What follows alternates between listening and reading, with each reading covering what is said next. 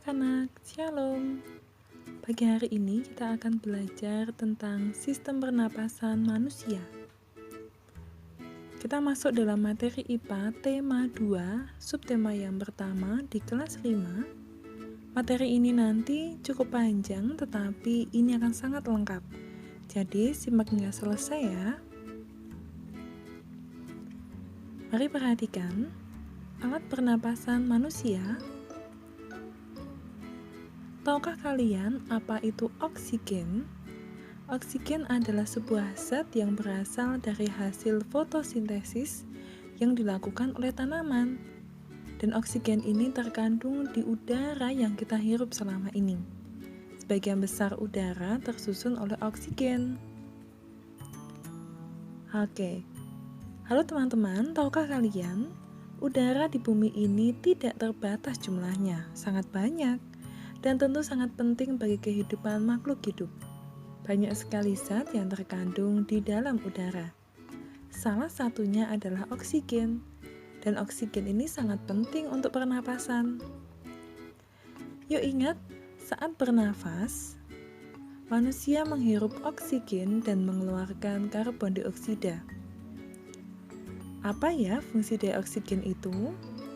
Fungsinya ialah sebagai pemenuh kebutuhan dalam metabolisme tubuh. Pernapasan atau respirasi.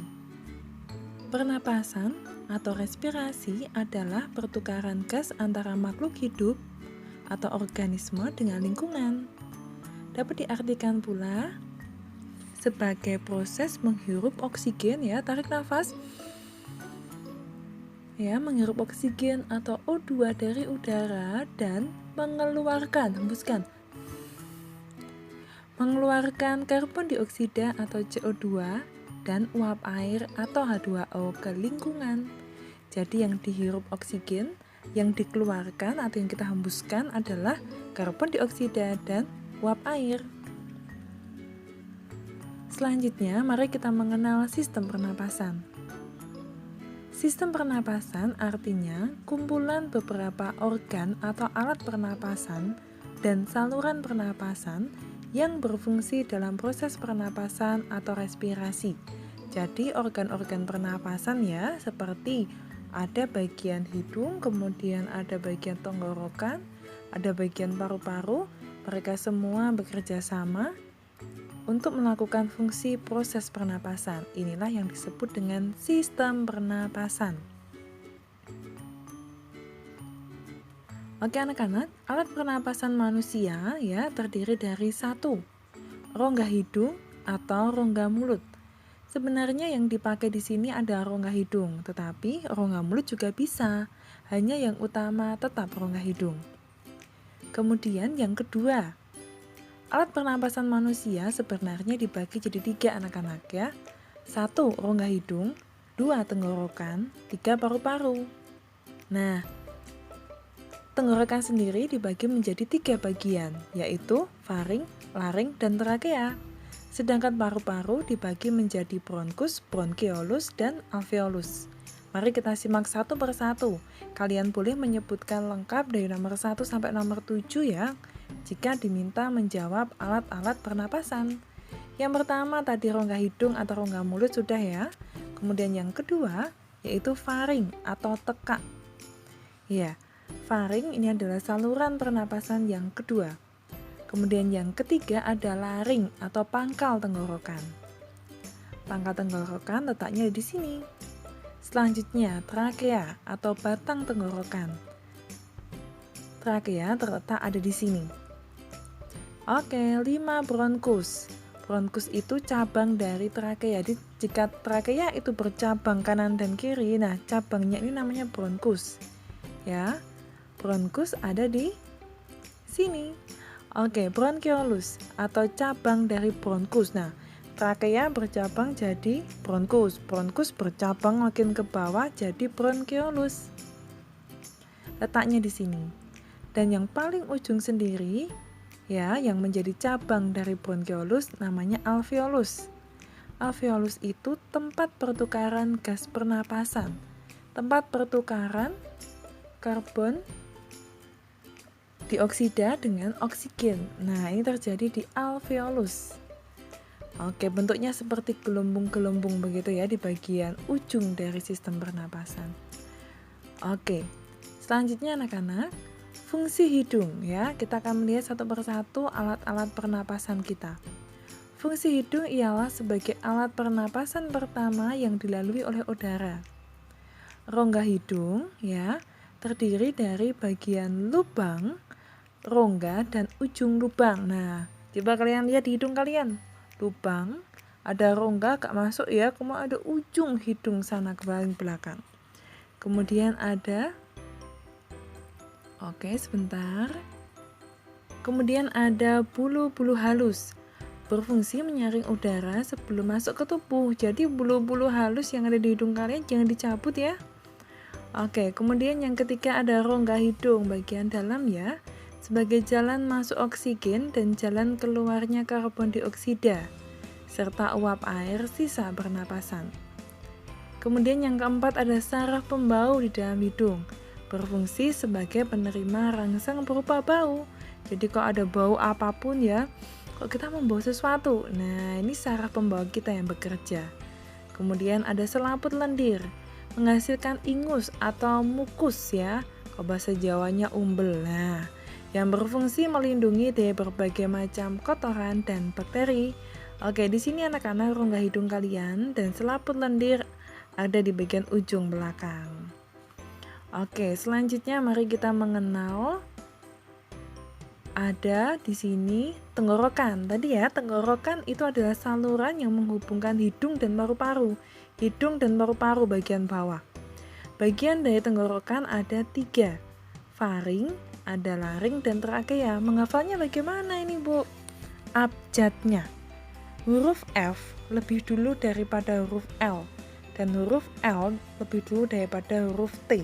Jadi Bu Vicky menghafalkannya dari ini. F, faring itu paling pertama. Habis F abjadnya ada L, laring. Oh, berarti yang kedua laring. Oh, yang ketiga T. T itu abjad yang terakhir, jadi trakea itu yang terakhir gitu. Kemudian bagaimana nih Bu tahu kalau laring itu pangkal tenggorok dan trakea itu batang tenggorok? Nah, yang dilihat adalah dari laring ada L-nya, pangkal, L. Oh, laring itu berarti pangkal tenggorok. Kalau trakea ada T-nya, T berarti T, batang tenggorok. Nah, jadi ngafalinnya begitu. Oke anak-anak, mari lanjut. Kita akan belajar yang pertama ya, tadi dari rongga hidung masuk ke sekarang faring. Oke, ini dia. Faring berfungsi sebagai saluran atau jalan udara atau makanan. Jadi sebagai saluran fungsinya di sini faring. Dari rongga hidung, dari rongga mulut masuk ke faring yang pertama ya. Faring juga sebagai ruang getar untuk menghasilkan suara. Nah, jadi ruang getar itu ada di mana? Ya di sini, di faring ya. Kemudian, faring itu persimpangan antara saluran pernapasan ya, atau tenggorokan di bagian depan ya, bagian depan, dan saluran pencernaan atau kerongkongan di bagian belakang. Jadi, faring ini ada persimpangannya anak-anak. Ini nanti kalau udara berarti masuknya ke tenggorokan apakah kerongkongan ya? Kalau sampai salah bisa tersedak. Oke, biar tidak tersedak di sini dibantu juga oleh sebuah katup atau klep ya yang namanya epiglotis. Apa anak-anak? Epiglotis. Nah, sebagai pengatur jalan masuk kerongkongan dan tenggorokan supaya tidak tersedak, biar jelas ya. Oh, kalau makan masuk kerongkongan, kalau bernafas masuk tenggorokan. Oke, di sini ya letaknya faring nih, di sini. Oke, selanjutnya kita akan mengenal yang namanya laring. Oke, laring ada di mana? Laring ada di sini ya, di bagian agak bawah.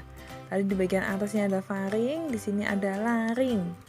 Laring tadi apa? Yo, pangkal tenggorokan atau batang tenggorokan. L berarti pangkal tenggorokan. Oke anak-anak, laring terdapat di antara faring dan trakea. Tadi ya, laring itu di tengah-tengah antara faring dan trakea, dia di tengah-tengah, urutan nomor 2. Kemudian dinding laring tersusun dari 9 tulang rawan. Kita belajar kemarin tulang rawan dan tulang keras. Nah, di dinding laring tersusun dari tulang rawan yang berbentuk kotak ya, ada di sini. Kemudian laring ini berfungsi sama, dia sebagai saluran pernafasan yang menghubungkan antara faring dan trakea. Laring ini sini mengandung pita suara atau vocal cord. Nah, pita suara ada di laring. Ya, ada di sini. Nah, kemudian jakun dapat ditemukan pada bagian laring ini. Nah, biasanya laki-laki ya kalau sudah beranjak remaja ke atas punya jakun. Nah, jakun tumbuhnya di bagian laring. Oke, selanjutnya. Oke, di situ ya laringnya. Oh, ini tadi harusnya bergerak. It's okay. Oke anak-anak, mari kita lanjut ya.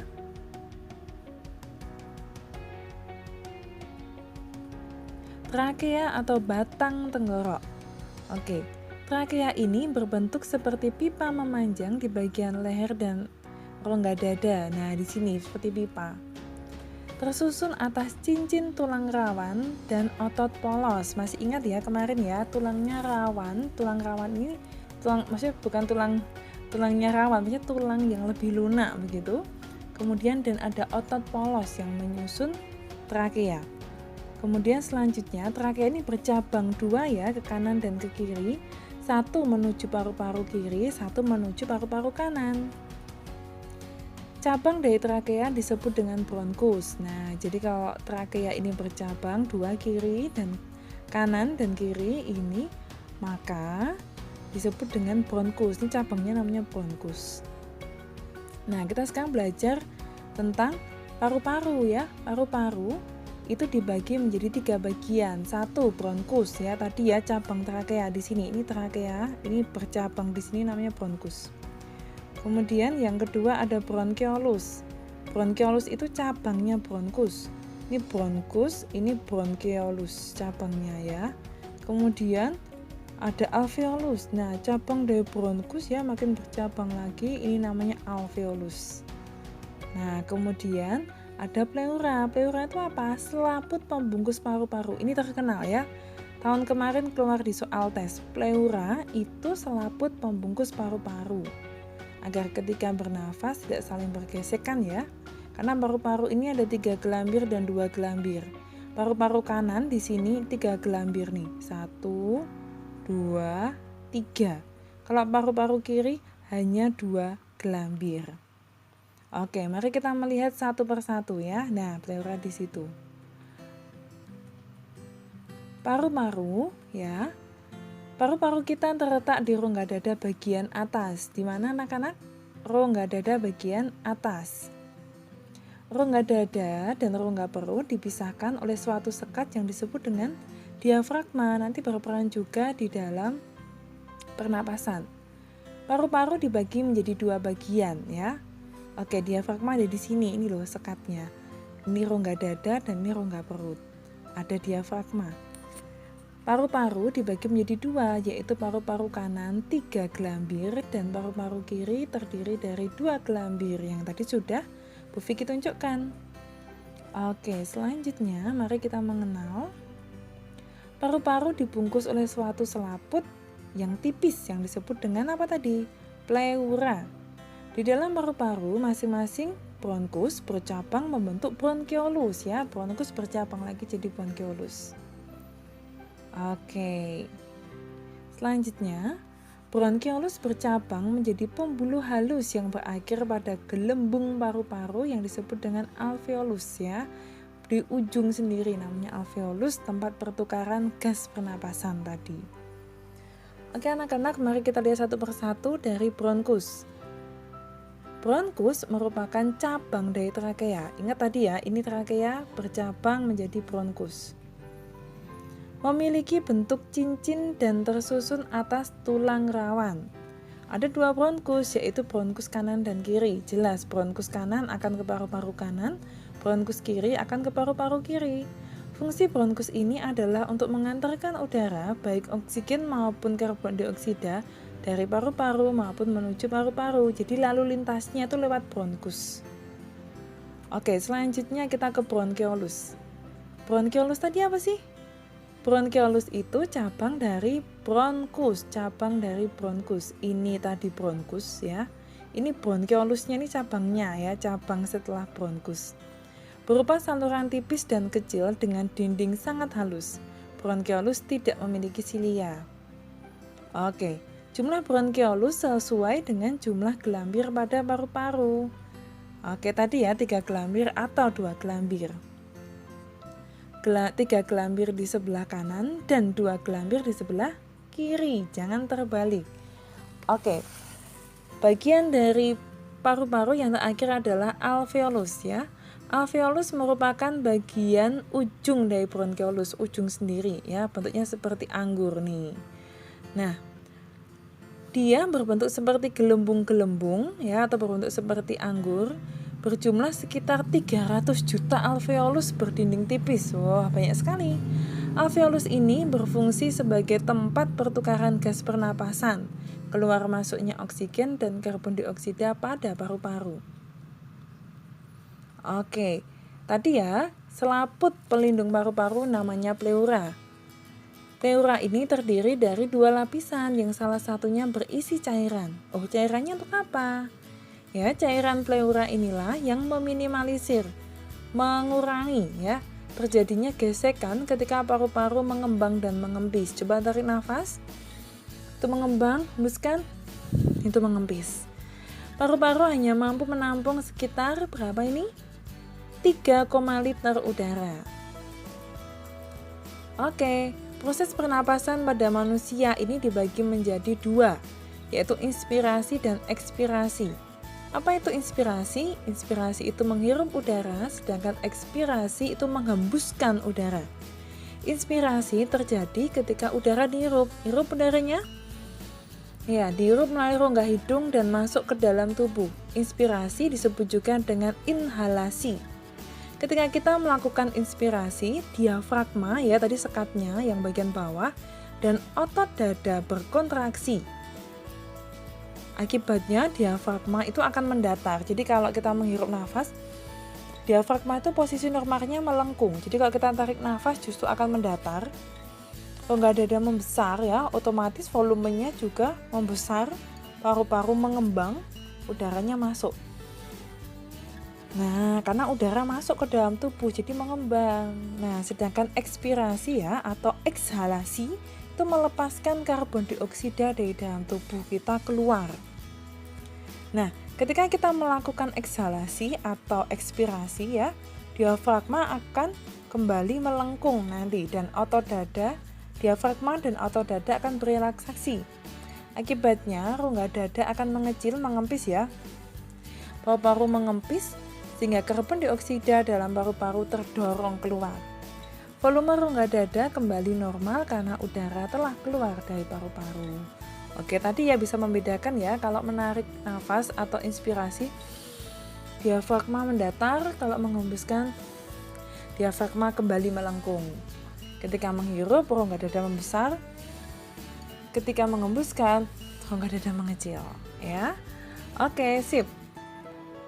Berhubungan dengan organ yang terlibat dalam pemasukan udara atau inspirasi dan pengeluaran udara atau ekspirasi, maka pernapasan dibagi 2, pernapasan dada dan pernapasan perut.